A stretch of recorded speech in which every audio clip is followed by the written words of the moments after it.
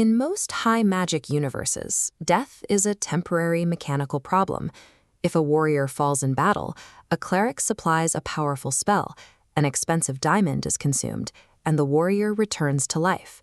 That was the assumption the party held after a grueling fight in the lower chamber of the tall house. They had battered a devil named Frosticius with heavy crossbow fire and halberd strikes until the fiend vanished in a flash of sulfur and hellfire. With the area clear, the surviving members executed a standard post-battle recovery. They secured their primary objective, hidden vials of blood magic, and gathered the remains of their fallen Dampier artificer, Beau Baffet. The survivors carried their friend through the early morning streets to the safe haven of the Red Arbor Inn. There, Estelle, a cleric of Zion, laid Beau out and began the long process of a true resurrection to call his soul back. Every indicator pointed to a successful recovery mission. The battle was won, the enemy was gone, and the party was safe, hiding the catastrophic reality of what had actually occurred during the fight. Estelle initiated the ritual by placing an expensive, flawless diamond directly on Beau's forehead, calling on divine magic to pull him back to the material plane. An unnatural physical struggle broke out in the room. Freezing frost spread rapidly across Beau's body, while the stone under Estelle's hand heated until it nearly burned her, a stalemate between her divine magic and a hostile opposing force. The gemstone on Beau's forehead suddenly cracked. The diamond split from the inside out, signaling a total mechanical failure of the resurrection spell.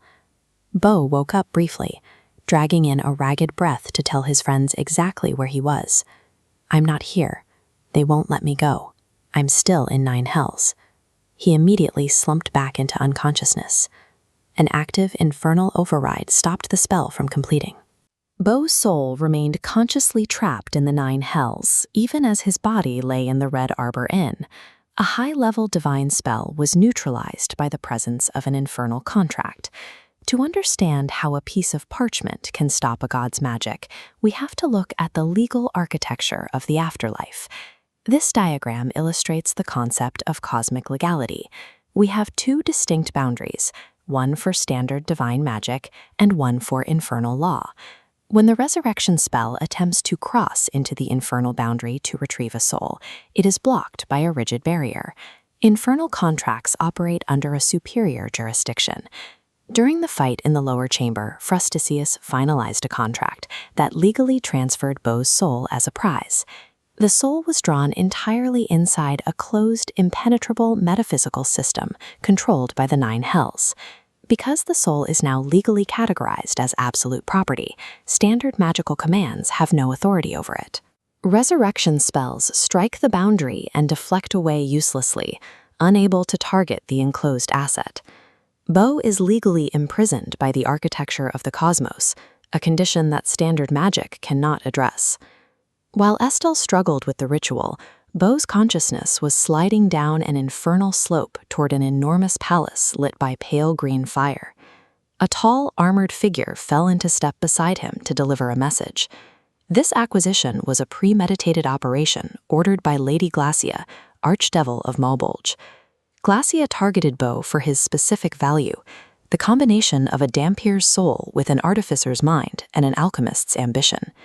Beau had spent his life obsessed with achieving immortality. Lady Glacia granted that wish through a twisted loophole. Standing on that slope of ribbed bone, looking down at the looming palace, Beau realized the horror of his fate. He would endure eternally as conscious property. The entire engagement in the tall house was a front for a custom-built, targeted heist. A re-examination of Frosticius's death reveals a crucial detail. Surrounded by hellfire, the pit fiend went still and spoke in a tone that was shockingly human, realizing something was wrong with his plan. He realized too late that he had been positioned by a greater power.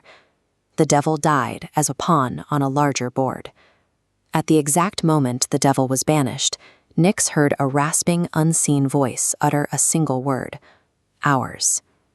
The party's victory served the interests of an unknown third party, who orchestrated the entire encounter for their own gain. The survivors are left in a grim reality.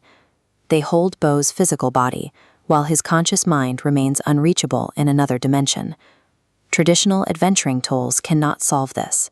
You cannot hack a contract to pieces with a halberd, and divine magic cannot bypass Malbolge's legal boundaries.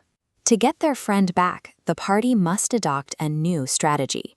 They have to find a way to circumvent, negotiate with, or wage war against an archdevil of the Nine Hells. The stakes of the campaign have permanently escalated. Saving Beau Baffet now requires breaking an unbreakable cosmic contract.